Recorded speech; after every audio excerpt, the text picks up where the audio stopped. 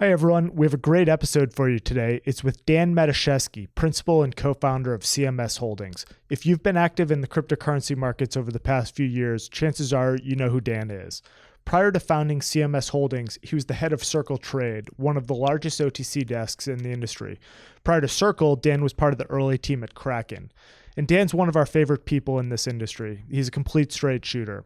In this episode, we discuss a range of topics, including the origins of how Dan got involved in Circle, the genesis of their OTC desk, and the relationship with Poloniex that ultimately culminated with Circle acquiring Poloniex. Dan also debunks a number of myths that you hear a lot in the cryptocurrency space, including the notion that Tether is a scam. And so we go into details around how Tether operates. We also talk about the lending markets. We talk about the emergence of vol products that are being introduced. We talk about the prospect of regulation impacting the growth of stablecoins. We had an absolute blast with this one. It definitely could have gone on for a few more hours. Dan has a ton of stories, and he's really been at the front lines of some of the most interesting developments in the crypto industry for the past 5 years. So without further ado, here's our interview with Dan Matuszewski. Brought down by bad mortgage investments, Lehman, which has 25,000 employees, will be liquidated. The federal government loans American International Group, AIG, $85 billion. This is a different kind of market, and the Fed is asleep. The federal government is stepping in to stabilize Fannie Mae and Freddie Mac, the two mortgage giants that have been threatened by the housing crisis. The Bank of England has pumped £75 billion more into Britain's ailing economy with a new round of quantitative easing. You print a couple $1 trillion, and all of a sudden, people start to worry. So out of this worry, we have something called the Bitcoin. Welcome to the On the Brink podcast. I'm Matt Walsh. And I'm Nick Carter. And we're very lucky to have Dan Matuszewski here today. Dan is a principal at CMS Holdings. Dan, thanks for joining the pod. Yeah, thanks for being here. So we've known Dan for a while, back to the Circle days, and this podcast is going to be a lot about market structure, a lot about the trading environment. And so, Dan, why don't we just hop into it, and can you tell us a little bit about your journey in the crypto space, how you got into it? You've had stints at a number of large companies in the space, and just would love to hear how you got into the space. Yeah, definitely. So I guess I first got into crypto. I was working on a fund called Bay Hill Capital, which was a very small hedge fund. It was like $100 million under management. It's like 45 minutes south of here in Duxbury. So we were doing vol arb there, which is basically, long story short, to not get like into the two weeds of it, is like you buy a bunch of names that are like vol looks cheap, you sell a bunch of names where like vol looks expensive, and like vol being options. You net that portfolio out, and then you like hopefully make money on the other side of it. And that trade works really well when the market is like falling apart. Like when the world goes to chaos, like all stocks tend to like become beta 1, right? That's the idea. It's like everything goes to zero at the same time. So like vol becomes even across the board. Which is great, right? So if you got like J&J vol paired against AMD vol, like that's money. But if like the world is just like grinding up basically 30 bips a day indefinitely, like it just bleeds out like sort of as time goes. And vol just was getting crushed, right? Like VIX is at, I don't know, like a 12 or something like that. Anyway, so that strategy kind of starts to get not interesting post 2010, which is unfortunately when I started to work there. So they'd made a ton of money and they were all like jazzed up and like hiring. And I got the job through a guy named Julian, who's another guy who started CMS with us. He's like the S in it. So I was like, all right, like what's going on with this? Like what's like the future? I got hired to be a programmer there. That was actually my like stint into this. And I was primarily hedging deltas. So I was doing all the automated trade to like hedge the book like throughout the day, right? So you got to buy and sell stock as like the options move around. And so I got really interested in like market, like microstructure, like how to route, like how to like use advanced order types. And we kind of all knew about crypto. This is like probably 2012 mid. We'd always like talked about it on the desk. I don't know why we like had started to talk about it. I know like Zero Hedge used to put a bunch of stuff out on it. And like, I don't know, guys would like read that on the desk. So it was like a known thing, but like nobody was really into it, right? Like they would just like, it was something you talked about that was like just around. And I started like looking into it a little bit more, mostly because at the time there was an exchange called Bitfloor in New York. And there's this guy, Roman, who had built it, who eventually actually went on to build GDAX. People like don't know that. He like ended up going to work there later on. And I was like, oh, this is like interesting. So they had a maker-taker fee structure. So you got paid to like provide liquidity on it. They had like an API, which is like basically all I needed. I think it was like a simple REST thing. I think they had a fixed one, but like it wasn't up all the time or I couldn't get it to work. And I was like, all right, fuck it, like I'm gonna give this a flyer. Like I'm trading stonks all day, right? Like maybe I can like go trade something else, like right? But Bitcoin's tiny at this time. This is like back, so I finally like actually got into doing it. Like Bitcoin was like $10. Like I remember that because it was like it just crossed over that threshold, but like still tiny as like an asset class. It's not maybe a couple $1 million a day trading across venues. Gox is still like the big liquidity point. And I remember the first Bitcoins I bought, I went to the CVS in Kingston and I like deposited a bunch of cash, like I just like slapped it on the counter. And there was a thing called local till, which I would really bet is like blown up now or like doesn't exist. And that was how you got money on the bid floor. So I got the money on the bid floor, so and you had to deposit physical. I had to like cash. get cash. Yeah, so I had to go to the ATM, and I got like $1,000, right? And then I like gave it to the cashier, and the cashier like didn't know what the hell I was doing, and she got the manager, and the manager was like, "Yeah, you fill out this slip," and I was like, "All right." I was like 50-50. This money's gonna like show up on the other side. And they right? just wire it over? No, so they didn't wire it over. It was like I don't like Bit used to do like a similar system, but like basically local till acted as like this payment processor for it, right? So like they would credit Bitfloor and there was an ID you put on it, so that would like show up, right? Okay. So that was like how the money got into the system.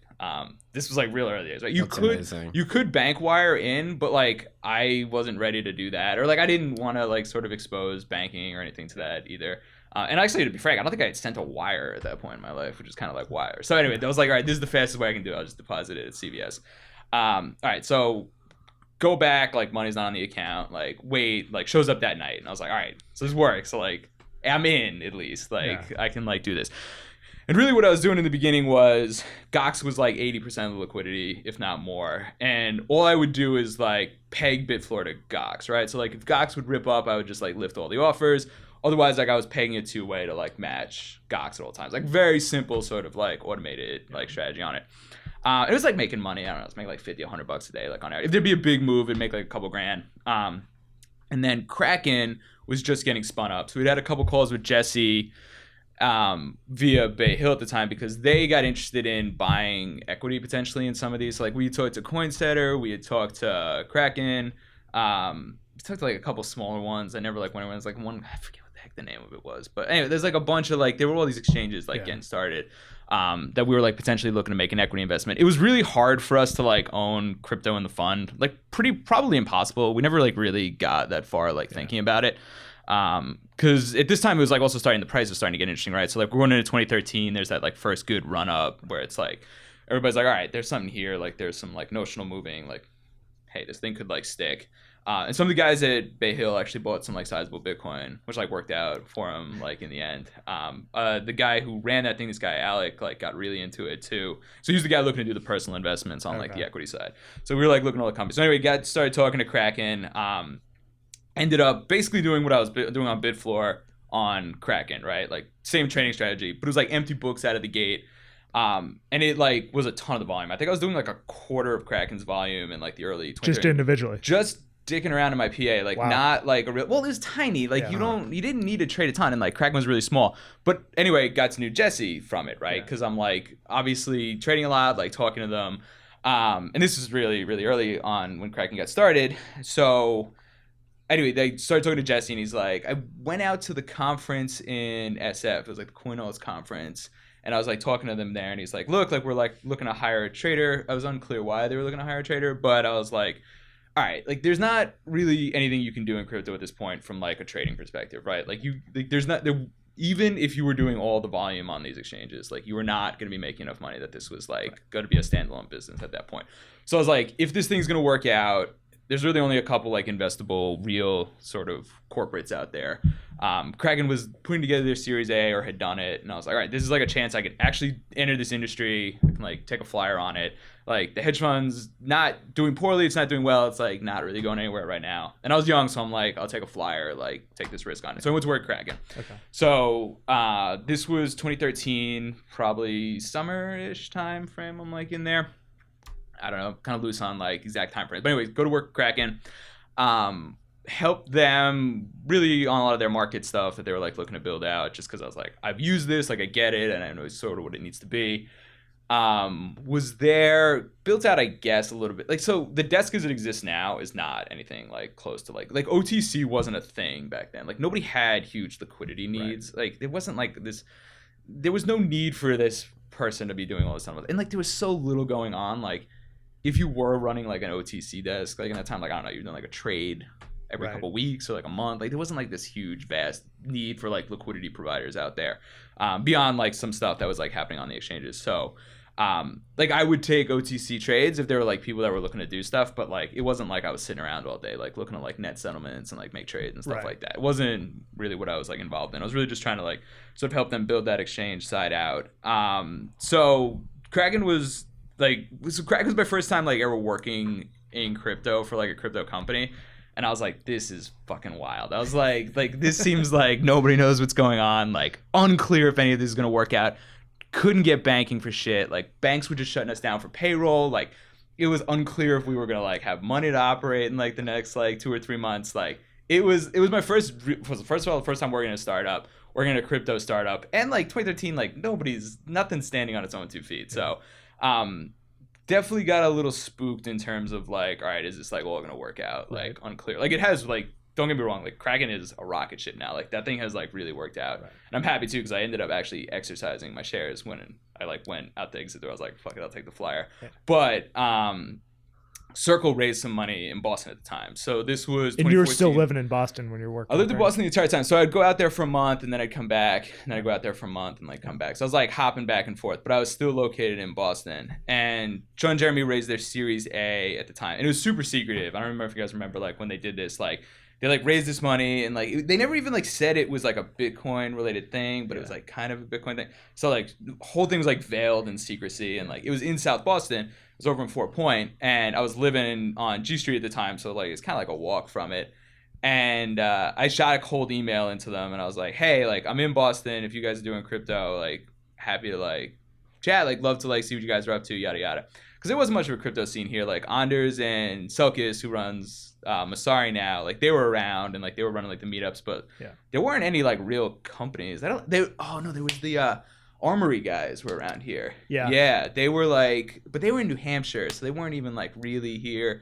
So anyway, like it wasn't like nobody in Boston was like doing crypto in any like size or any capacity. So when Circle came in, I was like, all right, like somebody's doing this.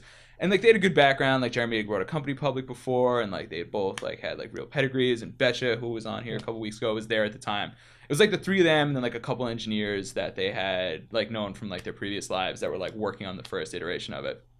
So I went in to talk to them, and like basically the pitch was. So actually, this is like a little known fact. It's like the first pitch of the whole thing, like their idea was like, we're just gonna like have a bunch of Bitcoin and then we're gonna like make Bitcoin become great, and like our whole like their whole path to like profitability was just gonna be like Bitcoin went up, which in hindsight was actually dead fucking on, but like you couldn't actually pitch that to investors at the time, right? Like nobody like wanted that as like, all right, so your revenue model is you're just gonna like own Bitcoin, and they're like, so that like actually never. Some would say that's the Blockstream model. Yeah, I was gonna say that was the. Yeah, but like imagine doing it in 2013, right? Like getting like a lot more multiple on it. Yeah, it's a model, like it's a way to do it. That would have been a great business. But if you're an investor, you're like, well, why don't I just go buy the Bitcoin and like not like I'm not gonna give you the money to then go like it's like kind of a weird pitch, like. It's like being like, all right, I'm gonna like invest in the S&P 500 and like track it and be like, well, why do I gotta pay you to do that? Right. Like, so they were, but their core offering, the first thing they wanted to do was Coinbase at that time was like Coinbase stepped in shit because they got that bank account, Silicon Valley Bank, and just got to dominate. So Circle ended up actually taking the same route, but they were like, we're gonna make the retail product, which is buy, sell, send, receive. That we're going to interface your bank, you're going to be able to buy small amounts or sell small amounts of Bitcoin and then like interact on the blockchain. That was the first product they wanted to build. And they had been like working on it. And I knew at Kraken, I was like the only way this, because it's not like Kraken hadn't thought of this. Like this was like a thing. You just couldn't, Kraken didn't have US banking at the time. It's like, even unless you could not get US banking in like 2013, 2014, like it was just not a possibility. Like Silvergate wasn't around, like they didn't care. Like there was nobody like taking action on it. So Coinbase had this whole market cornered because they had this really strong relationship with SVB at the time, which like A16Z had basically been like, you're going to bank these guys or like, we're going to like come down on you. Right. So like they did, and it was working. They were like making a ton of money because they had this whole thing cornered. Like it wasn't easy by any stretch of the like they were getting decimated with fraud at the same time, but they were making enough because they had the whole market.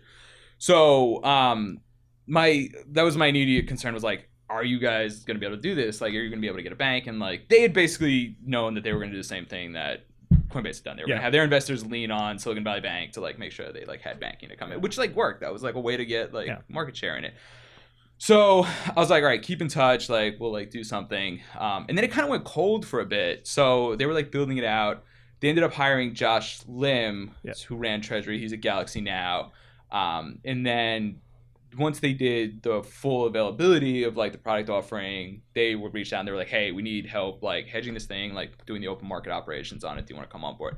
So I came on then. This was like October of 2014. So I had actually left Kraken. I was like floating around for like 3 or 4 months in between, just like basically prop trading Bitcoin, and then jump back on to Circle like after it. So it's a crazy origin story. I mean, I love the cash and the CVS in Kingston.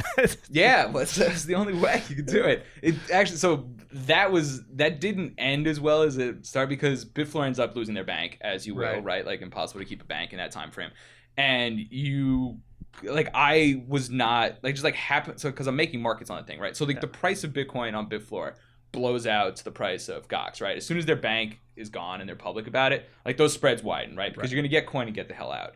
So I, on the other hand, am on the other side of that, so I get stuck with all cash. So like I got a bunch of cash in there, like not huge amounts, but like at the time it was like something, and I'm like, shit, now like what am I gonna do? So I ended up having to wait. I don't know how long it was, like probably like 4 or 5 months, but it was it's like the Internet Archive Credit Union, which is a thing, by the way. I did not know this because Roman was going around trying to find a bank, and he was just like, let me pay these people their money back. I don't even want to like do anything with it. But like he had like a check like for like all the deposit money because the bank had basically told him like, get the hell out of here. Here's your money.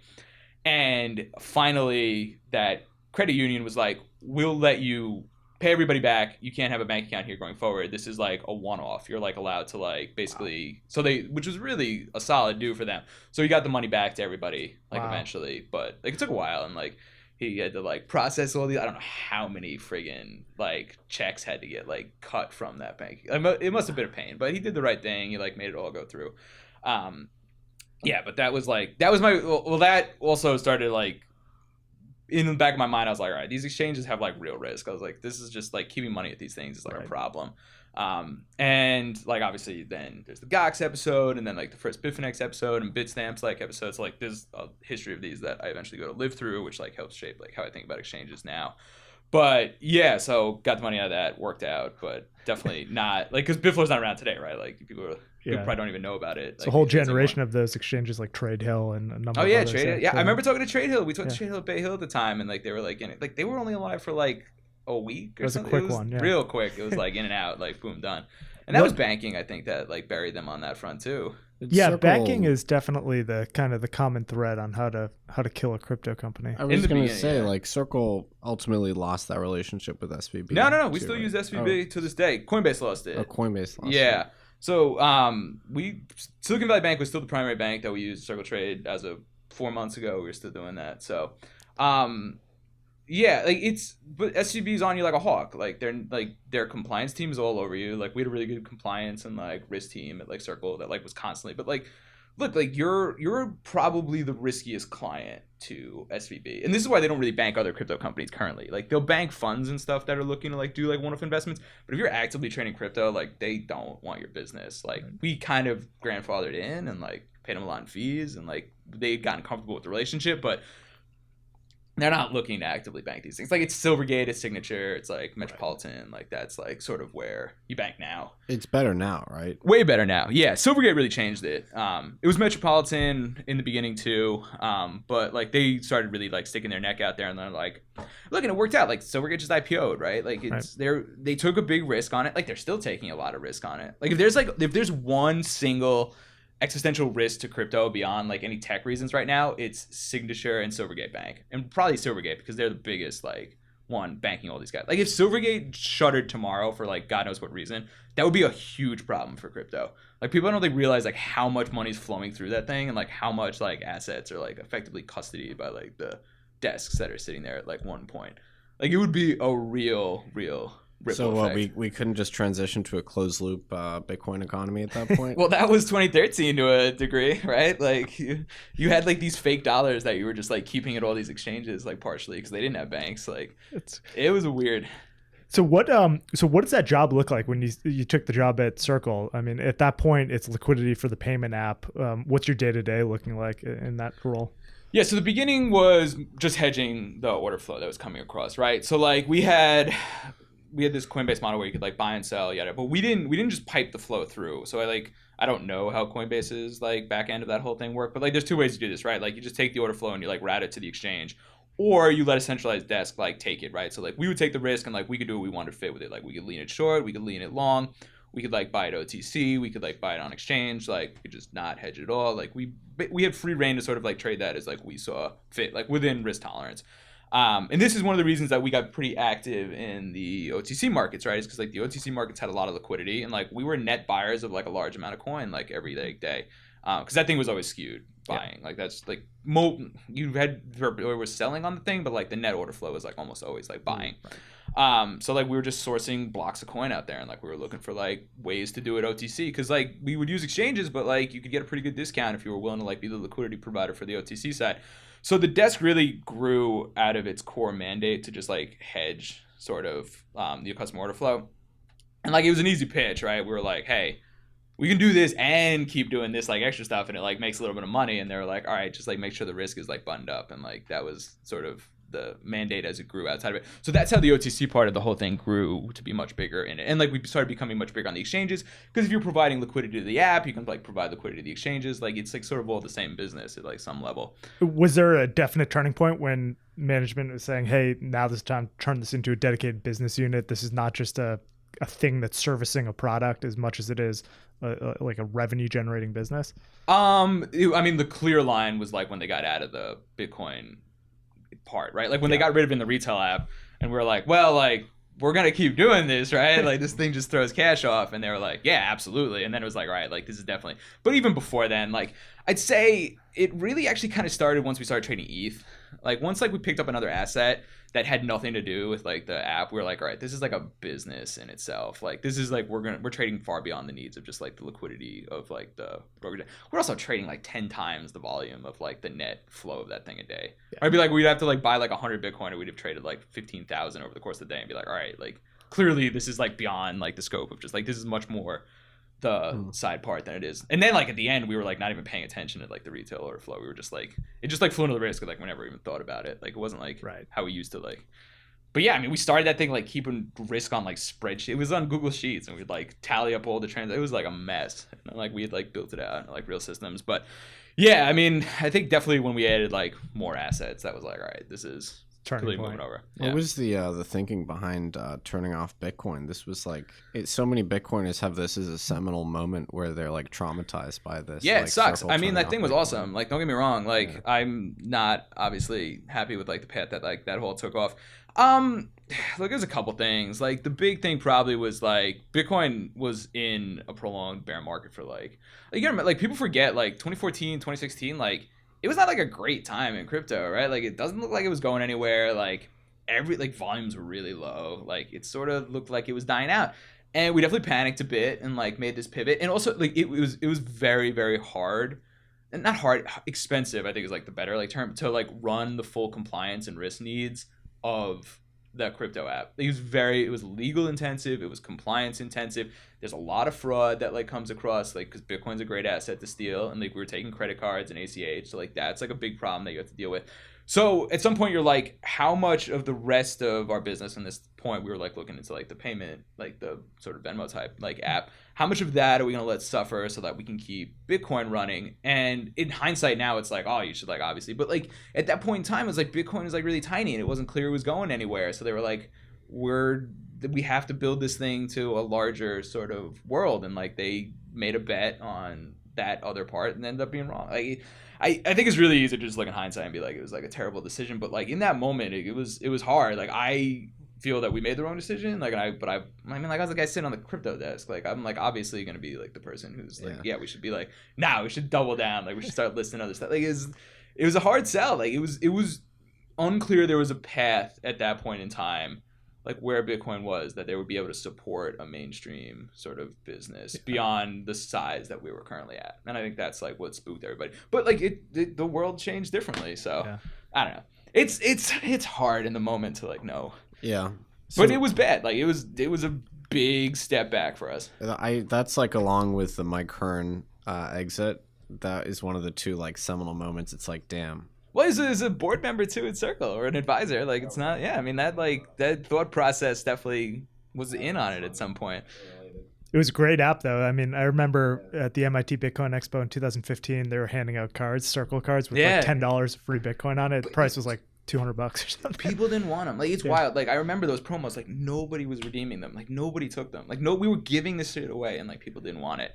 What's funny is like a bunch of those like $10 Bitcoin accounts are now like a couple $100, and like people have forgotten about them. So they like all go to like unclaimed property and like. Like, pick them up. Findmassmoney.com. Yeah, or whatever it is. Yeah, well, but no. See, here's the catch: it's got to do it by the state the person's in, right? So it's not like, or at least I don't know. There was I remember this being like a huge thing with like all the, and you have your BSCH fork now and your BSV fork. You get all the. You get a lot of dividends. coins. Yeah, you get the whole like basket. Like there was surprisingly few people wanted to actually take those things. Lesson in there about airdrops, huh? People, I think people are just inherently skeptical of like you giving them stuff, so they just assume that there's nothing there. Yeah, which is fair. It's probably the generally right way to do it. Transitioning a little bit, so let's talk a little bit about some of the market structure. Obviously, the market structure since your early days at Kraken has totally changed. But in 2017, with the huge run up, Poloniex was really the largest venue. One of the largest venues, at least, out there. So maybe just talk a little bit about Poloniex and what that was like to face off against them before the acquisition, and kind of how Wild West that platform was. Yeah, so the story of Poloniex and Circle and like sort of how this like whole thing evolves is remember I was saying we wanted to start trading ETH, right? So so in the beginning, everything was like really buttoned up. We had like full board approval. We're gonna like, because it was the other asset besides Bitcoin. Like now, and by the end, we had like 40 assets we were trading. We're like, it's like going crazy. But like at the first time, we're gonna do something else.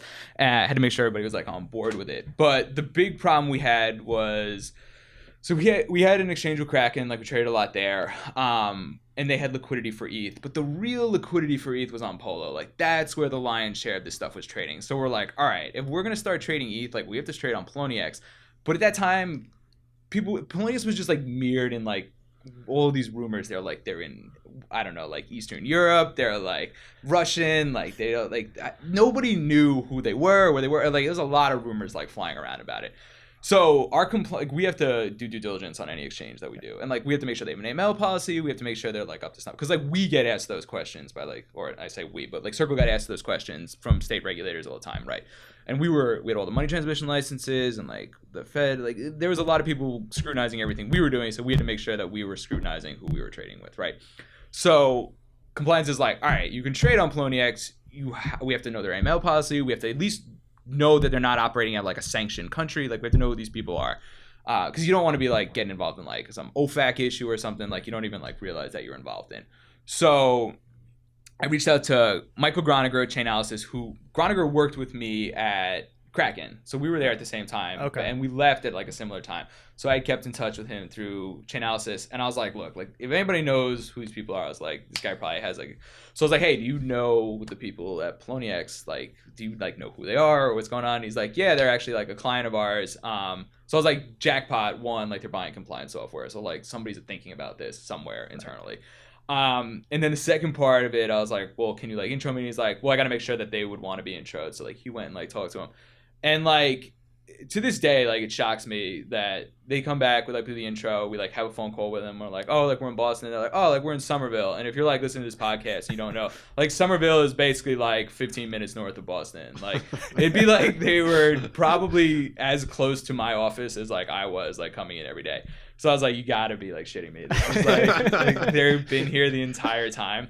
So we met him in person, like we got to like know him, and then like compliance was obviously like cool with it, like, and that like sort of was the start of the relationship. The other big thing is like they collected fees in crypto, right? And they had dollar liquidity needs. So we were like, hey, by the way, like we're in the business of like giving people cash for like coins. Do you want to like have an open OTC dialogue? So we did a lot of trading with them on like the OTC side. Like that relationship was like really good too. But it was really good that we like stayed tight with them because like if you remember Polo in like late 2016, early 2017, all that stuff, like they were going through a lot of growing pains, right? Like they probably went from having a couple thousand people on a day to like a couple 100,000 people on every day, and they probably had 500,000 people in a queue trying to onboard, and like, you know, they're like these small teams of these exchanges. They went from like having to suddenly support 10, 20, 50x the number of people. Like it doesn't happen overnight. Like, you can't just hire like all this staff to like support this thing. And like these exchanges in particular, like they have to be really, really secure. Like they can't just be like hiring like 30, 40 people in a clip and like giving them access to stuff. Like it's really hard.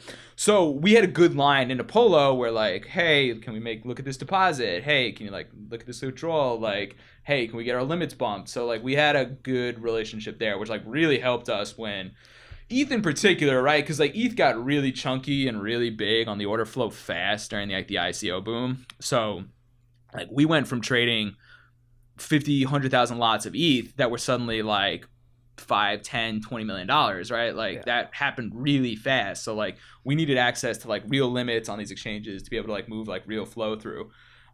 So that was like a good sort of help to like helping our, like I said this, we were talking a little bit earlier, was like one of the big reasons like Circle Trade was able to like capitalize and make so much money in 2017 is we just had the plumbing set up, and like we had relationship with the exchanges, and like we had sort of like all the pieces like put together. Like if you had a Coinbase account with like max limits, like you could just print money every day for the back half of 2017. Like it wasn't rocket science, but yeah. And explain that a little bit for those who might not be as familiar. So explain why that's so important to have the large withdrawal limits. And yeah, so well, the thing is like all the markets, like you look at everything now and like everything's pretty tight, right? Like all the exchanges trade within a couple bucks of each other. There's like not like this like huge spread, but in 2017, like when you had this huge rush of people like moving into the industry, all the prices dislocated really hard, right? So like you have Coinbase $500 to $1,000 over Bitfinex for like months at a time, right? And like you look at it, you're like, oh, just like buy it on Bitfinex and sell it on Coinbase. And like, yes, that is the trade, but like you start to run into like structural issues with that, where you're like, how much money can I get to Bitfinex today? Like, how much money can I pull out of Coinbase? And like, what you end up finding out the gating factor is Coinbase has you a $20 million withdrawal limits every day. And you're like, well, $20 million is a lot. And you'd be like, it's not a lot if you got hundreds of millions of dollars pumping into that thing via like their retail app every day. So the spreads just continue to dislocate, and they keep getting bigger. And like yes, like other desks are trying to like smash it, but like Coinbase's like internal onboarding team is probably running around with their like hair on fire trying to deal with like 500 other people. They're probably pushing more money through their bank than the bank even knows what to do with. So there's probably some compliance guy losing his goddamn mind at the bank trying to be like, what the hell is going on? Why are you guys moving billions of dollars through our pipes every day, right? Like the whole system gets stress tested really fast, and like 10x more than anybody like had thought the like optimal like scenario of this thing like going through. And like everybody's just, I mean, like remember, you didn't know it was like a rally in 2017 until like Coinbase broke, right? Like you're like, oh, like now it's like going like it's like shut down. Like that was like sort of what it was like every day on like all these different like exchanges. So anyway, like having that plumbing set up, like we just were ready, right? Like we had the ability to do it, and like we had capital, and like we were just sort of, and we knew sort of how to do it at that time. So it was a good, perfect storm. But like it was, I remember who was somebody on the desk, I think said it. I think it was Yin, was like, honestly, you just like have to show up for work. And like, oh, and then I was talking, you know, Komaransky over at Cumberland, and I was like talking about 2017. He's like, it was like those tube things you get in, and like there's money just swirling around, and like you just try to get as much as you can, and then you like go home for the day, and like you just come back the next day and you try to like grab as much as you can and like go back there. Like it was like bonkers, but like there was not enough capital in the system to like edge out the inefficiencies, and like the plumbing just wasn't supporting it at the time. I remember we met for coffee at a Cafe Nero, probably it might have been early 2017, and you brought your laptop. And I brought my laptop just like, everywhere. This guy is a 24/7 operation right now. Dude, my wife hated it, and like I love her to death, and like she put up with some shit, but like I slept probably like 15 minutes for like all of 2017, and like I was getting up in the middle of the night, and like I had my laptop everywhere. Brought it to weddings, brought it to dinner, brought it to movies. Like I just like, you had to be like on, because like there was, and we were understaffed, right? Like we started. So Josh Lim quits early 2017, and we grabbed this guy, Chris Hermida, who's like starting up his own thing now. And we like grabbed him from our internal fraud department. Like Chris had never traded a fucking thing in his life. And we're like, all right, you trade now. And this is like, and the logic behind it was like, Chris was really into crypto, like just like as a side thing. And I'm like, all right, at least he like won't send the money into the void. I was like, at a minimum, like he can like, he knows how to like move it and like operate it. So I was like, and I trust him and he's here, and like that's good enough for like the time being. So it's like him and me, and like we're covering a 24-hour clock. Like I'm basically getting up at like 3-4 in the morning and grabbing all the crap that so he's in San Francisco, and I grab all the stuff he did overnight. And like we didn't have any tools to reckon, so I'm like wrecking all this shit in like a spreadsheet, like seeing who's got to get paid, what's owed, like what's in flight, and then also making sure that the position's right and that he hasn't like screwed anything up. And like I basically was like, this is the price you should look at, quote it this wide, like, and just pray, right? And just like kind of like try to like make it happen. I was like, make sure you don't get short. And like that was like sort of the instructions that we were leaving. So I'm like waking up, and like Chris has become a really good trader. I'm not like this is his first couple months onto the job, and like the market's like ETH's going from like $10 to 200. So and then I'm trading all day till like 8 o'clock at night, and then I would hand him the book, and like this was just like constant, right? Like this is just like, but like there's fires going out constantly. Like he's calling me in the night, like, and like so we ramped up over the course of that year, but like you can only do it so fast, and you got to get people you trust, and you got to get people that you like know that like what's going on. Like this was the biggest or number 2 OTC desk in the US. Oh yeah, I mean like we became the second biggest OTC desk. Like Cumberland was like clearly the biggest. Because we just had colossal risk appetite. Like there was no trade I wouldn't do that came across our desk. Like I would price anything. And like I tried to price it better than Cumberland. Cause like I knew where Cumberland would like price it, and I'd be like, I gotta just be better than that. And like, I'll be able to, like, here's the thing also, we came out of the gate making so much damn money in 2017 that like I had a ton of rope to play with, right? So like it would have been hard for me to like, it would have been probably impossible for me to like lose on the year, let alone like, the spreads were good, we were moving a ton through, and like you have confidence because you got P&L in the bank, so like you're like less concerned about going through. So like we had a really good path dependency in the beginning that like our risk tolerance got like really big for like what we were like looking to do. And were you surprised at the amount of crypto hedge funds that just started popping up with appetite for some of these longer tail things? That was more a 2018 thing. Yeah. There was some like funds flying around in 2017, but it was really dominated by like either guys looking to get into ICOs and like VCs, and like guys that needed to buy ETH or Bitcoin to then buy ETH or like whatever asset to like get in. And then there were like the liquidations coming from like the ICO issuers, right? Like that was like the net. And this is what was like wild about that time, right? It's like you'd end up net selling like a couple 100,000 Ether to the market, and it would turn around and come back and get sold to you, right? Because like it's just going into one hand and then coming back the other. Like it was this whole like cycle that just kept like playing out over and over again. So there was a ton of trading that was going on across the time. So like that, it was great. It was like a great time to like trade through, but it was constant and it was wild, and like shit was breaking all the time, and like, but I guess like just kind of getting back to that point, like the hedge fund cycle of like crypto funds like that was a Q1 2018 thing that we saw hard. And like what really came in is like all these funds, like they would raise 5, 10, 20 million, whatever. Like none of them had like huge balance sheet yet. And they were like clockwork. They come in, they buy ETH, they buy Bitcoin, and then they'd pick like 2 or 3 like shit coins, and they'd be like putting slugs into that. But this is why you saw like random stuff, like ZRX would like jump like 400% in like 2 weeks. And it's, well, yeah, it's because all these hedge funds, crypto funds just got all their allocations, and they all just decided they like this is what crap was like. Random stuff was flying around on that time frame. So what was your reaction once you started to see all these ICOs popping up? I mean, were you guys ready for that? Was that unexpected? Just the projects raising via crowd sale and via token sale? So we definitely, so the first one's like, I remember Definity really flew under the radar. That didn't really like pop up, like, because we saw that and it was like a couple $1 million and we didn't think anything. The Cosmos one, I definitely remember being like a definitive moment. I was like, this is a lot of money. And then I think like Matchpool did one really quick. That was like a lot of money really fast. And like they were getting liquidity on a lot of them like immediately, and they were like 2 or 3x. And I was like, this is going to get out of control. So like we were prepared that this was going to get bigger and wilder. Where we screwed up is we didn't think about the implications for the price of ETH really, right? Like we should have, when we saw that stuff, just been like, buy every damn ETH that's like not nailed down and like get long this thing to crazy. That's where we screwed up. And like, I mean, like, it's screwed up. Like, I mean, relative, like, speaking, like, we didn't think about, like, we were like, oh, he's going to be raising a ton of money, but not thinking through the implications of like what this was going to mean for like the asset prices.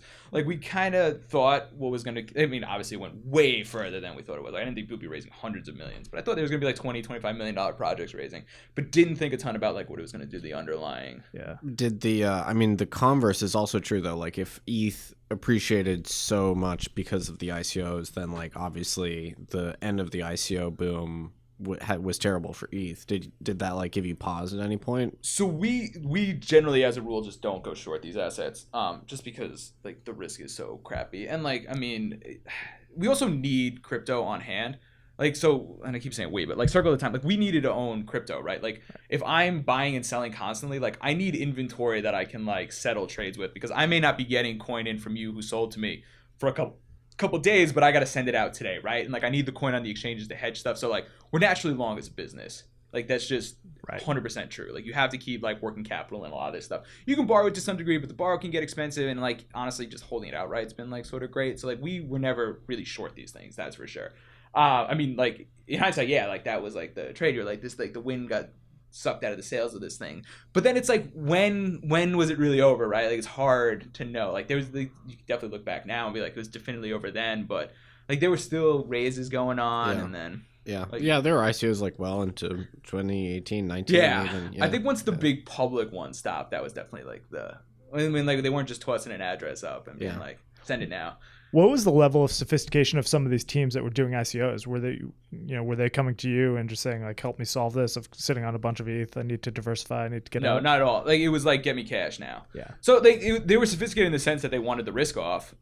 They were unsophisticated in the sense that like, I think a lot of it was like a found money kind of problem, right? Where it was like, I'm just suddenly $50 million richer. Like I'll pay $2 to get out of it and like do it immediately. So like I think that was a lot of what was going on. But like you can't blame them. ETH was like flying around too. So like I don't know. It's like get me into cash. So like I mean, some of them kept real balances of like crypto that like hurt them, but a lot of them just took it in cash. Some of them rode ETH all the way down. Some of them really rode it. Yeah. Some were still holding on to it. Yeah, Digix is a good example. They still have like. Isn't there a thing this week? They're saying they're gonna. They were thinking about winding it down and distributing the treasury ETH. Yeah, that's actually, it might be an interesting trade because like there's more ETH in the treasury than the tokens are worth.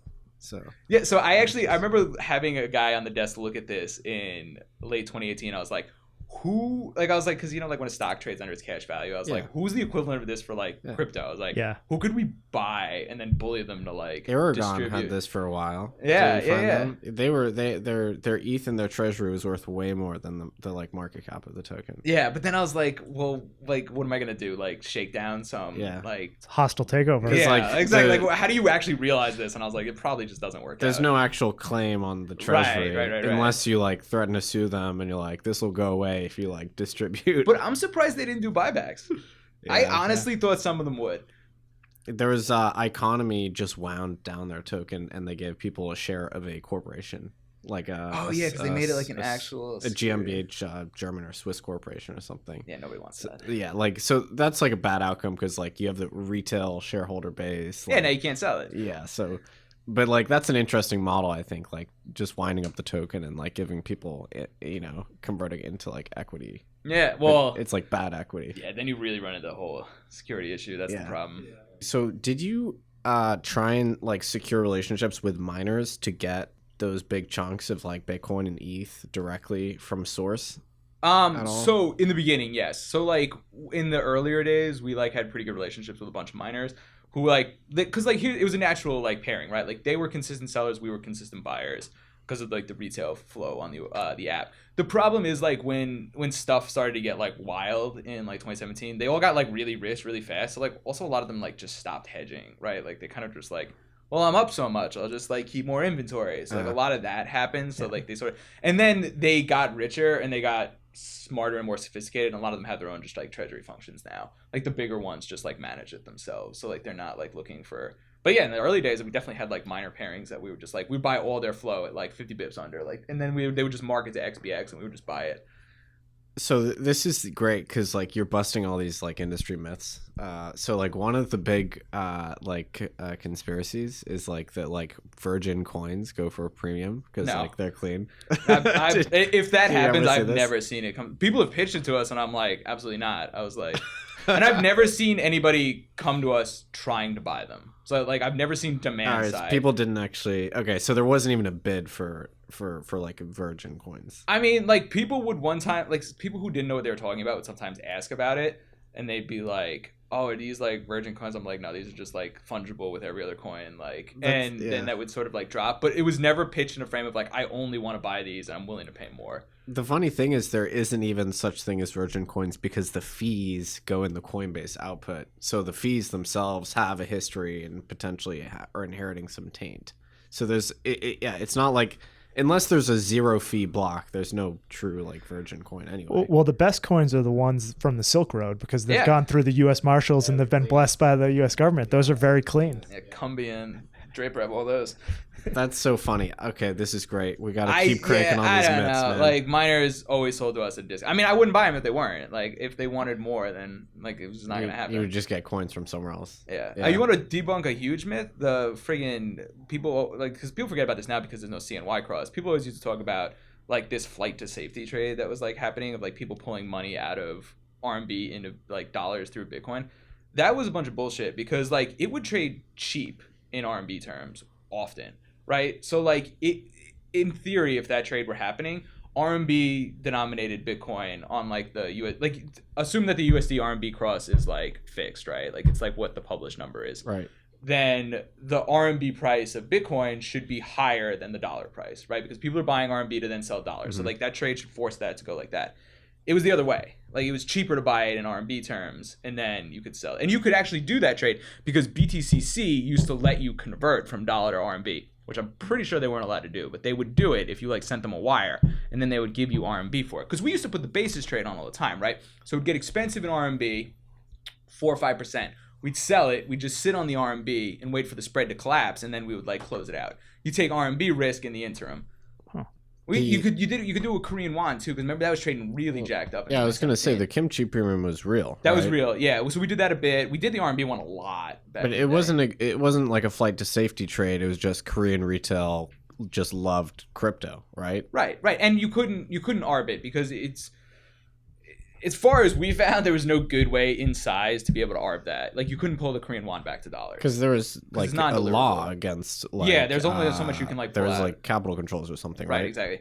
So like you can like, I mean, like people will do like factoring where they'll like set up like fake invoicing stuff like, but we're not like, I'm not getting in that world, right? Like, but so there is a way that you can do that. Like it's the same way you can get RMB. There were people like illegally arbring the kimchi premium, like retail. 20%? Yeah. Well, like you're allowed a certain amount that you're allowed to do every year, so you might as well do that at least. But you can also do the trade and just hope that the spread comes back, right? You can just wait. Right. But it's a bad use of balance sheet because that happened in 2017, and like we were making so much money that it didn't make sense to like park a bunch sitting there for like a 20%, like be like, wow, 20% is a lot of money, but like we were turning the balance sheet multiple times a day. Like I can't keep 5-10 sticks like sitting over in Korea just hoping something like collapses. But we used to do it a lot with OKCoin and like Huobi and stuff when like RMB crosses were like liquid. Right. So the other thing I'm curious about, so since you knew miners, and you alluded to this earlier, there's this big debate in the industry over whether miners are like pro-cyclical or counter-cyclical. So pro-cyclical would be they are naturally long Bitcoin, and they have like fiat denominated, costs. So when Bitcoin runs up, the amount of Bitcoin they have to sell becomes less and less. This is like the theory. And so they like hold more and more Bitcoin. And then the converse is also true, I guess. Like when Bitcoin starts to collapse, they have to sell more and more. Yeah. And so that's like added selling pressure just makes everything worse. So like, is this your experience as well? Yeah, that's how we've seen it. Yeah. More, and like I think more it's of the logic, like things have changed because it's become a much bigger business, but like historically it was like they sell when their hand's forced. Like they're generally trying to be as long as possible, but like you think be like, well, that's silly, that's like bad risk management. But you also have to think about it in the context of their competitors, right? Like if you're holding out longer than the other guy is, and like there's a big run up, you have a huge war chest and he doesn't now, right? So like you can't. It's not as clear cut as like, oh, you should have better like hedging techniques. Yeah. I think going forward, it's getting that way. Like they're gonna hedge this stuff. Like they already sort of are. But like when the big bottom fell out in like 3K, you like started to see like miners trying to sell forwards even because they were like they had already puked their inventory because they had to, and now they were trying to like sell future coin. Oh, that's funny. Yeah. So okay, so yeah, that was my theory as well. That it's like miner, not irrationality, but just like poor risk management, which leads to like the intensified tops and the worst bottoms. I think they exacerbate moves. Yeah. I think they stopped selling as much on the way up. Yeah. at some point you do have to chuck it on the way down. Yeah. Like there's that reality too. Right. But this could potentially change if we enter some discontinuity and like your average miner starts to be more hedged as opposed to like being more naturally. I think the mining operations are getting so big that they're like starting to dictate like the capital involved and like this flying around is like starting to force like much tighter risk control that like they're like I think it's eventually be to a point where like the whole thing is hedged out. Because people were talking about like quote unquote miner capitulation like this month. Yeah, like there's been a lot of talk collapsed. With the idea that we might get something like that 6K to 3K collapse, which some people believe was driven by miner like bankruptcies or whatever. But I guess potentially it could be different this time because miners like maybe are more well behaved. And also miners have much better access to capital now too. They can borrow much better. Like they're larger industries. I mean, we got a public one now too. Like it's they're getting options to them. And if they have their ASICs, they still have a certain budget of coins they expect to mine in the next, over the depreciation period of the ASICs anyway, so they can borrow against that, right? Yeah. And look, you can always sell the futures higher than spot anyway. Like the thing normally trades pretty contango. Okay, so since we're on this theme of busting industry myths, so like you were incredibly central in the like crypto market from I guess 2013 through present actually, but like especially in 2017 when there's like this big bugbear, Tether, of course everybody hates Tether. Tether props up the price of Bitcoin, they're all unbacked, etc. So you actually use Tether. Yeah, unlike the people that opine on Tether, you have actually used Tether. So you have a really interesting perspective on this. I'm very, very curious to hear about the life cycle of the way that you employed Tether, what it was for, and whether or not there was like actual demand for the thing. Yeah. So first of all, the idea that like the price of Bitcoin was driven up erratically by Tether is a bunch of bullshit. Like that's like just not true whatsoever. And like I say this as somebody who like created and redeemed billions of Tether over like the course of my life. It specifically created it in 2017. And like here's the easiest way to tell that this whole thing like doesn't make any fucking sense is if you go back, you can go back and look because like this stuff's all still like on TradingView charts. You can go look at it. Like the price of Bitcoin was highest on Coinbase. The majority of net buying inflow was on Coinbase. And that was purely because Coinbase was the fastest and easiest way to get into the industry and buy Bitcoin, hands down, right? Like that was just how if you were a new person, that's when you went and bought Bitcoin. So everybody and their grandmother is slamming buy on Coinbase, right? And like you can't even really onboard an exchange at this point because the queues are so damn long. So that's how everybody was getting exposure. Now, that caused the price of Coinbase to just keep skyrocketing. And remember I said earlier, like that's where if you had the $20 million withdrawal limit, you could just like basically print money. The other side of that is Coinbase was getting very, very expensive relative to all the other exchanges, right? So in particular, Bitfinex, which was very, very hard to get money into, was trading the cheapest. And it was hard to get money into it because you basically had to have had this like already set up, the ability to like get money into this thing months before like the big run up had happened, right? So like it wasn't like you could just like overnight be like, oh, like I'm gonna go on Bitfinex and start wiring money in and like just start like buying Tether in theory, right? Because you're depositing money into Bitfinex, which is adding to Tether. Like that's how Tether and dollars at this point, Tether and Bitfinex dollars at this point are the same thing. Like you can go in and out of them seamlessly, right? So you can deposit $50 million into Bitfinex and have $50 million Tether. So we were wiring every day, basically as much money. Like we would go in the morning and be like, all right, what came in from settlements and what's not nailed down and spoken for? All right, take all that money, boom, shoot it over to Bitfinex as fast as you can, right? Because you wanted to get as much money there as you could so you could buy Bitcoin and ETH primarily because that was the markets that were on Coinbase, buy those assets and then go and sell them on Coinbase and then yank the money out the door as quick as you can. The only thing that slowed that process down was the money coming out of Coinbase, right? Because they were cutting you off every day at $20 million each. Anyway, the net result of this is massive issuance of Tether, right? So Tether's being created purely because there's a ton of money flowing into the system. And like we're trying to arb out this spread that's thrown out between the Tether exchanges and Coinbase, right? Like, and also if you looked at any of the other Tether crosses, they were all trading the same way, right? Like Tether was trading cheap. That's really what the result of this was. Like Tethers were trading basically way out of whack with the dollar peg. So we were trying to buy a ton of them so that we can synthetically sort of like crush that ARB in constantly. So that all makes sense, like how this, like why the Tether issuance was happening as the spread was blowing up. But the spread was blowing up because the price was going up because everybody was buying on Coinbase. So like Tether is the lagging indicator in this trade. Like the leading indicator was the spread between the Tether exchanges and Coinbase. And that drove the issuance of Tether in the back end. And it went the other way, right? When this whole thing flipped in Q1 2018, you see Tether destruction because the exact opposite happened. Bitfinex and the Tether exchanges went rich to the spot price of Coinbase. It's also worth noting now that like Bitfinex is depegged from Tether in the sense that like they're not 1-to-1 anymore. So like this, if you go, like somebody's going to go on and look at it and be like, oh, this is a bunch of lies. Like, but no, at the time that was like 100% true. Like they were 1-for-1. You could swap them out. But they have subsequently like switched off that. What do you make of the fact though that the Tethers, a huge fraction of them stuck around and are still in the system as opposed to, you know, just all being redeemed and so on? Because I bet you if you looked at Coinbase's internal balance sheet, like more money stuck around after than like, right? Like we ripped up high, we came back low, but we baselined much higher than where we started, right? Like there's still net more cash floating around in this system. So Kraken did a really good report on this when that Bloomberg reporter wrote that trash article. Mostly, and they were like pointing the finger at Kraken for some reason, you know, with the whole thing because they had like a dollar Tether exchange. And Kraken's like, look, we matched up our internal cash deposits versus the Tether treasury, and they line up pretty damn well. So like, which makes sense. People were trying to put money into Kraken at the same time that they were trying to put money into Bitfinex and making Tether. So those two things were happening lock and step, which I think is a pretty, like, because Coinbase is not going to, imagine if all of the Coinbase internal balances for dollars were public. Right? Like you would see the same exact thing. It would just be a sky high as like the price is like flying. But like it's not. So like people only see Tether. So they like start to like see all these crazy things that are going on. Look, I can tell you that like billions of dollars were sent in like to make Tether. Like that I can 100% without question verifiably guarantee like happen. Like I did it. Like I was there. Like it's not like a joke. But like people want to say like it's all fake. Like that money wasn't just like being hypothecated. It wasn't just like coming out of thin air. Like that was happening.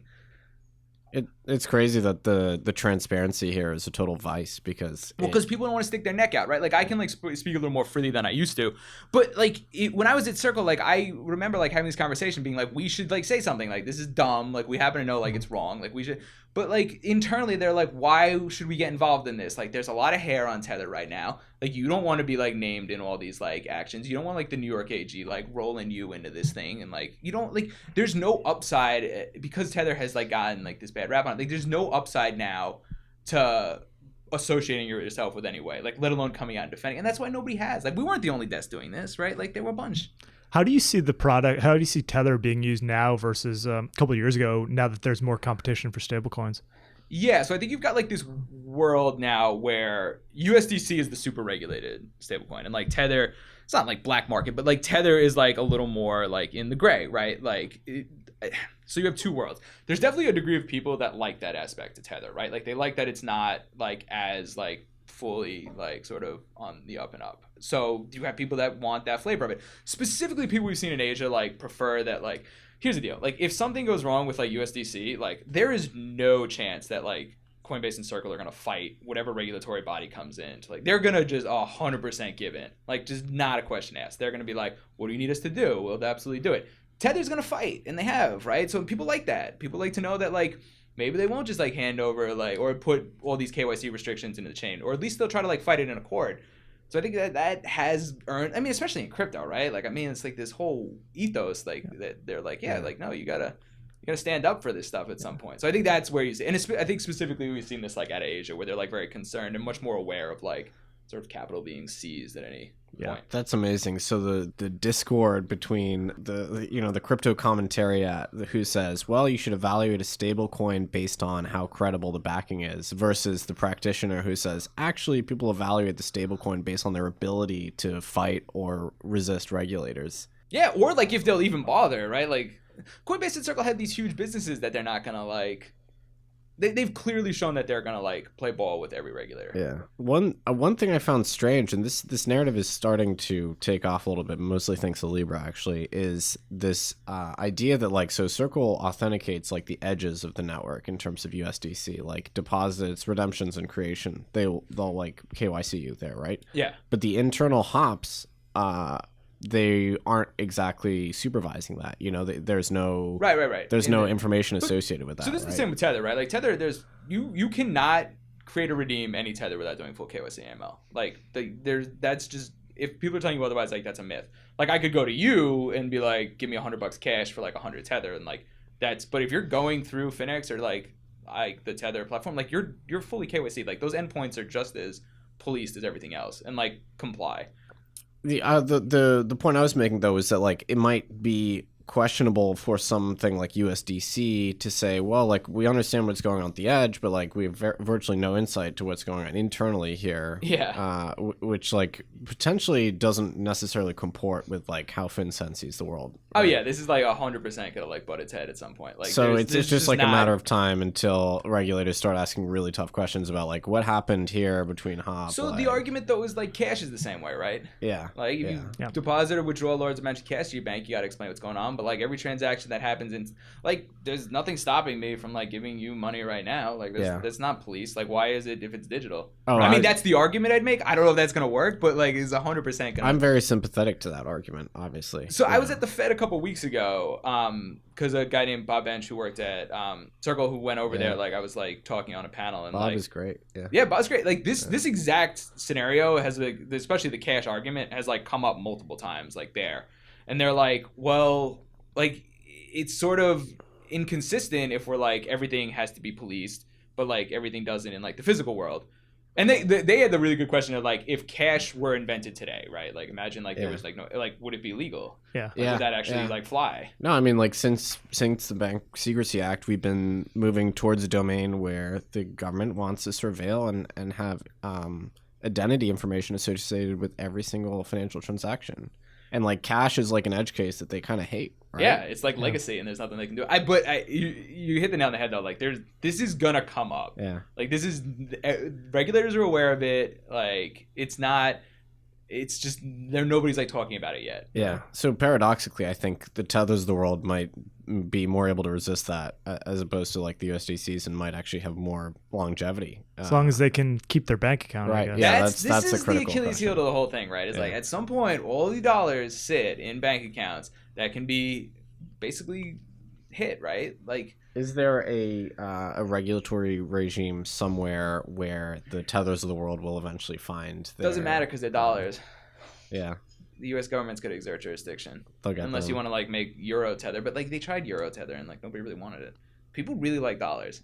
America has really made a great shitcoin in that sense. Where, like, everybody really likes dollars. Yeah. This is one thing I've been saying. Like crypto is great for the dollar. Like we made like a 5 billion-ish worth of dollars, which like circulate on crypto rails. Like I'm sure the number will probably increase. Oh yeah, imagine like so. This is like what like I've always like started like do the thought process about. Like imagine you're like a small country, right, with like a really crappy currency. Like, what's to stop like USDC or USDT from just coming in and like annihilating your local currency? Yeah. Like, you cut out all of the like issues with cash. It's bound to happen. I mean, it's going to drive out the weak currencies. I mean, if you look historically at some of the case studies here about dollarization, when it happened in Zimbabwe, they had a shortage of dollars because they needed physical dollars, which they got from like tourism and very limited amounts of trade. So they couldn't really dollarize effectively. So the dollar just became a unit of account, but not an MOE because there was a shortage of dollars. Stable coins kind of solve that. Everybody's got a smartphone. Yeah, it's like a frictionless way to export dollars to on a direct-to-consumer basis, globally, worldwide. And it's exporting them with full visibility into every single transaction if designed to the spec of the government. So, why wouldn't the government be supportive of such a platform? Yeah, like that's the undertone is like maybe they're just gonna be like, no, we're just gonna let this happen and we're just gonna figure out how to figure out like what's going on anyway. Right. It's possible. And you've had like most dollarization is state driven. Like Zimbabwe was the government acknowledged that their currency had failed, but Ecuador it was more driven by the citizens themselves spontaneously going to the dollar, which put additional pressure on. I think their currency was called like this sucre or something. And so it was a bottom-up movement. So, like, I wouldn't be surprised if a stablecoin got more entrenched in one of these, countries with a weaker currency, we see the spontaneous crypto dollarization occur. I think that would be fascinating. Yeah, as long as if regulators put it on par with cash, like, it's going to explode in volumes.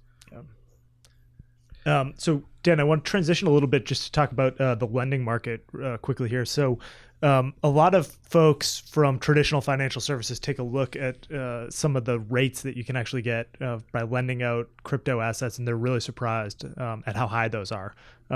So, curious your perspective on just the dynamics at play within the lending market, why people are borrowing crypto. Can you get into some of that microstructure? Yeah. I'm surprised that they think they're so high, because I feel like they're very low.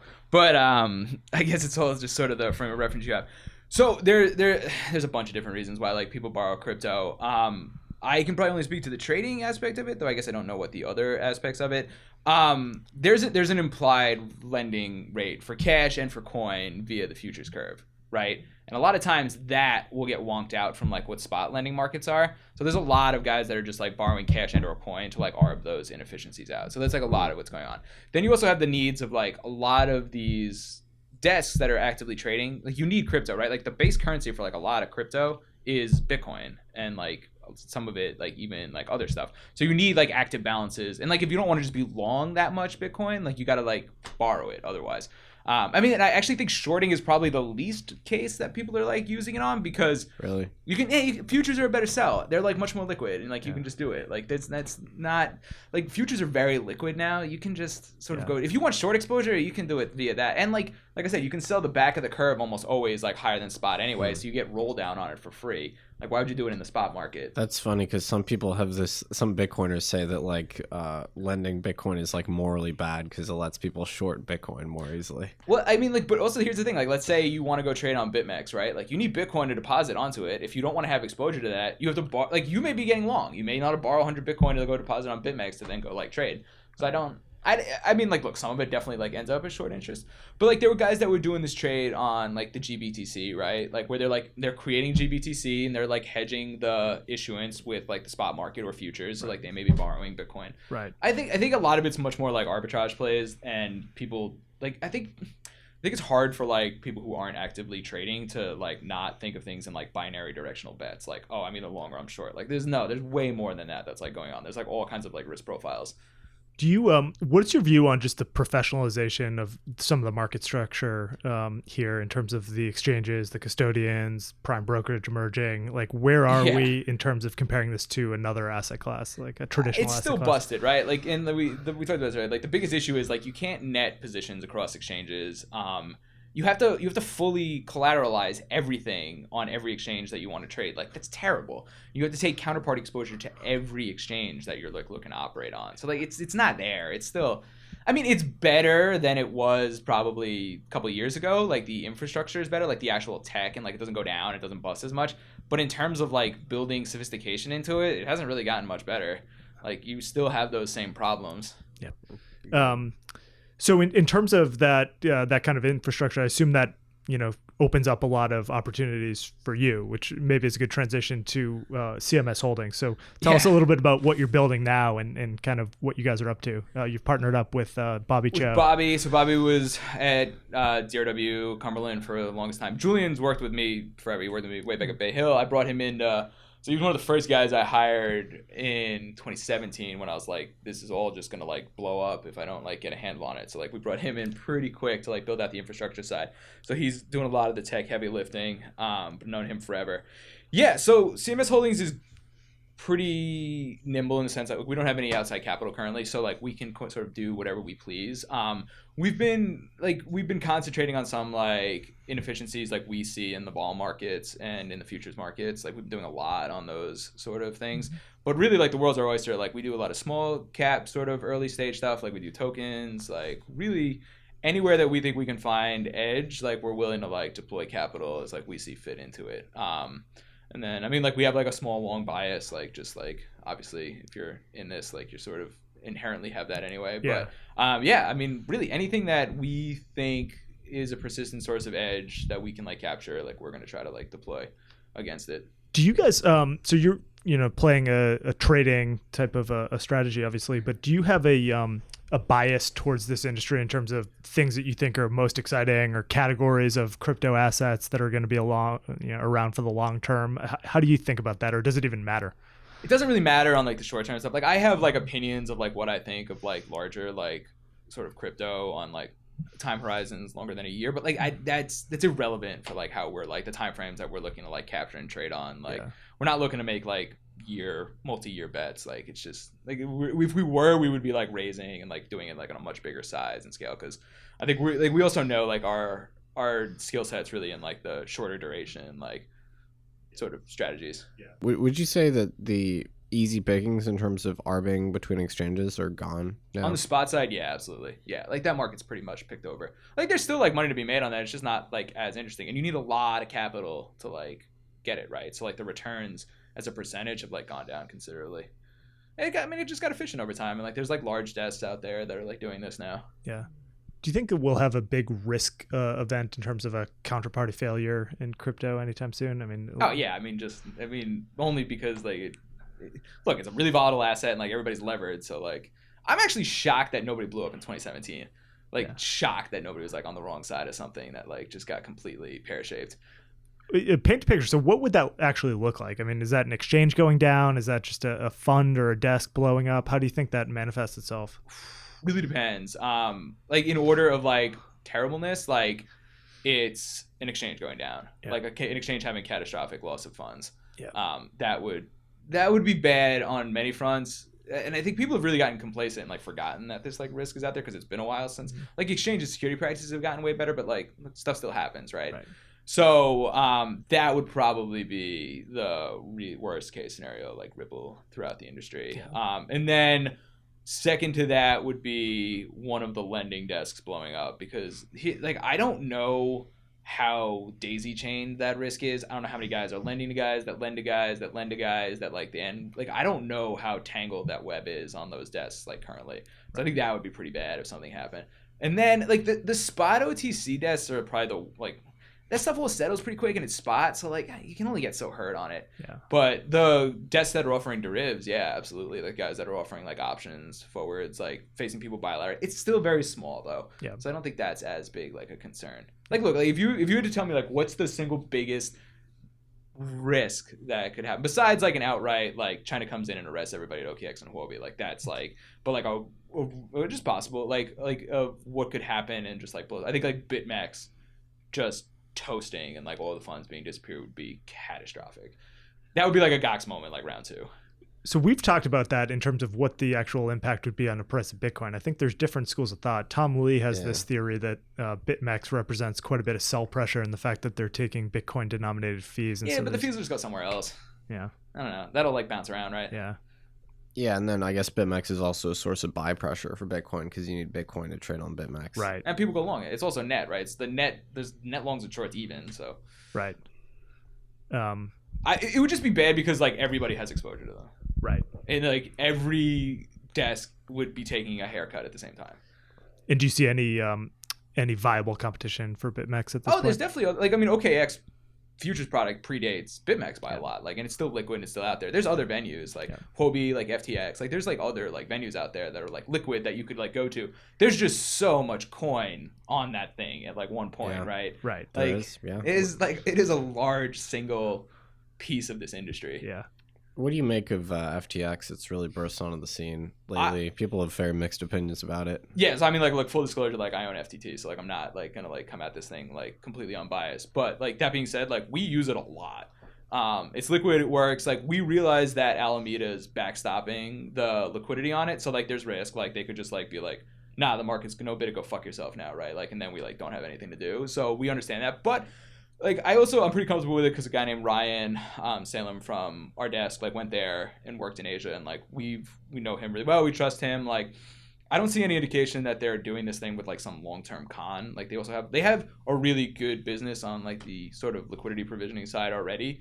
I don't think they're willing to jeopardize the whole thing just for some weird sort of scam that they'd be running in the interim. But yeah, I mean we like it. I'd love to see more liquidity on it. That's like my biggest concern. Like people beyond Alameda making the markets. But they do like 50,000-60,000 these days on Bitcoin, the last couple of days on the like perp, so like that's real. And then like FTT, it's like I guess it's the same model as roughly speaking as BNB or LEO or something, right? In terms of like the value accrual mechanics. So you can use it as collateral. That's the big difference. And so like that's actually useful for your purposes. Well, it's useful because like if we find it useful in the sense that like we own FTT. And like we park it to use as collateral on FTX. So you like not that let's say FTX is an exit scam and blows up. Well, our FTT was going to be worth 0 anyway. So like if I've got it parked there as collateral, at least like I'm not risking anything additional while like trading on FTX, right? Like That's interesting. And so like if it blows up, like like my FTT goes to 0, but I already made that bet. Like at least I don't have to worry about like any collateral that like we have non-FTT collateral on there too, but we can mitigate it by owning a bunch of FTT. Is the buyback element, the capital return, so to speak, is that just like extra like nice to have? That's not going to be useful for a while, right? Like if they hit like, I mean, look, if they hit like BitMEX levels, then like it's a huge sudden like, but it's I don't know, it's like $100,000 a week. Like burn out of it. It's not a huge amount. It's not a huge ton of. I think like it'll appreciate more in value if like the exchange continues to like pull people in to use it who will hold the FTT for like fee discount and for collateral. And it's nice being able to like mitigate some of our exchange exposure with the exchange token. Like we find that super useful. That's funny. I think the like Direxion style like 10x long short tokens are so funny. I mean, I don't touch them obviously. You shouldn't. They just decay. Yeah. So there's like a mathematical reason why I think when decay, they first listed the 10x ones, the next day there was like a 10% move or something. It was like they did it and there's a big move. But like the long and the short tokens both basically got nuked, and people like couldn't because like people didn't understand. They're like, wait, I'm like long, or I own the short token, it should be up, and it's like nah, like you gotta like read into the rebalancing, and you gotta like. So people would be pissed because they'd be like, both EOS 10x tokens are down like 80%. And they're like, well, that doesn't make sense. Yeah, those things are like, they're kind of like traps, right? Like I remember like finding out about the like levered natural gas ETFs and being like, how come this thing like just I can't believe that shit's still legal in the equity markets. Like all the vol products too. Yeah. That's wild to me that you can like still buy like TVIX and VXX. Yeah, like the VIX products. Yeah, Actually, I don't know if they still have TVIX, but it's so funny because like the SEC is always saying like we believe in consumer protection in terms of the Bitcoin ETF. Yeah, you got a product that mathematically is going to go down 90% every like 5 years. Or more than that. I don't know. It just like naturally decays to 0 constantly. I know. Like, why is that allowed? Who needs that? People who wants to buy that? People trade traders, the gold, the levered gold ETFs. Go trade the all VIX the time. futures then. You like don't need that. What do you think? Do you think that these markets will just bifurcate as more quote unquote traditional institutions come in? I mean, obviously a well-regulated kind of proper financial institution is probably not going to be trading like FTX as their initial foray into this. Do you think that we're going to just see a bifurcated market with like regulated venues, spot venues in the United States, and then BitMEX and FTX operating on the periphery? Probably. I mean, I just don't think there's any institutional flow. So like, I kind of don't think that there's nothing to bifurcate at this point. Like the whole entirety of it, just like, and like the prop shops that trade this thing, like the closest thing that are to institutional, they trade on all those exchanges. Right. So like. Yeah. Like the people that are willing to like do this currently are trading on like the offshore jurisdiction. Like look, CME does a lot of volume. Like it's real. Like it's up there. Like if CME had better leverage, it'd be doing a lot more even too. It's just like it's. I don't know. I don't know if it'll bifurcate because I don't even know if there is anything to bifurcate at this point. Well, I guess the question is what spurs the institutional flow? And I guess it would be things like retail brokerages actually offering Bitcoin and the ability for like a Schwab account to buy Bitcoin or something like that. Yeah, but that's spot, right? Yeah, right. And that's not. I mean, also like the spot flow just gets hedged on the liquid offshore venues anyway. Right. I don't think you're going to peel the liquidity away from those things. I really don't. Really? Yeah. Oh.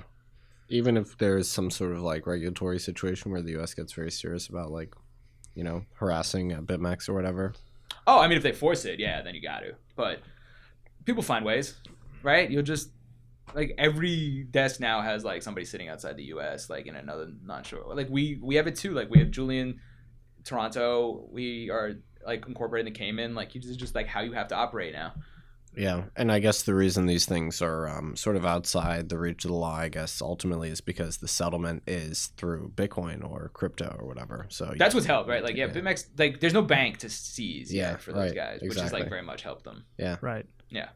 Well, and you're not untouchable, but like it helps defend at least I think this idea that you aren't gonna have somebody like I'm sure that bank account would have been seized by now if they had to have one. Yeah. But this is the one catch with BitMEX. Like, I love BitMEX to death, but it is annoying that you can't collateralize in cash. That is like a huge issue with it because you end up in these situations where you're long Bitcoin futures with Bitcoin posted as collateral and you have a nasty like risk profile on the way down. And like I think that is like the Achilles heel of a lot of these like crypto backed, like crypto collateral futures exchanges. And I think that's kind of the dominant model you see out there, as opposed to like CME where you post cash. Why do you think that BitMEX, for instance, doesn't let people post collateral in Tether or other stablecoin form? I think it's mostly because of regulatory concerns. Yeah. And it's also hard. They would have to rebuild the risk engine. Yeah. Like there's some non-zero technical lift on that. Yeah. So Dan, I feel like we could talk for hours, and you probably should write a book at some point about all the experiences you've had in the crypto market. But my closing question is, what are you the most excited about just in terms of the state of this market right now going forward? Yeah, so I'm really excited about the build out of vol products going forward. So we're seeing the first generation of some of this stuff like hit the tape. Deribit's got an option market. LedgerX is tough because it's fully collateralized, so it's like not really like useful. But some of the other exchanges starting to build out. Binance is building one. OKCoin's building one. I would guarantee then Huobi's going to build one just because that's like how the game goes. There's pseudo vol products on FTX now. You're going to have all kinds of options come out on either ICE's backed product, or you're going to have it on CME. Like there's going to be a lot of like ability to trade vol, and my gut is there's going to be a lot of edge in that in like the short term. So like I'm very excited about it. And also like I come from a vol background. Like that's like what I traded before I got into crypto. Got to kind of like dust off like, all the old notebooks and like read up on my Greeks again. But like I'm pretty sure that's going to be like a fun time for stuff going forward. It may dampen volatility too. Like there's some reality in like that actually like playing out. Right. Well, that's awesome. So we're really excited to keep an eye on how CMS Holdings transpires. Thanks for joining the pod. This has been awesome. Yeah, anytime.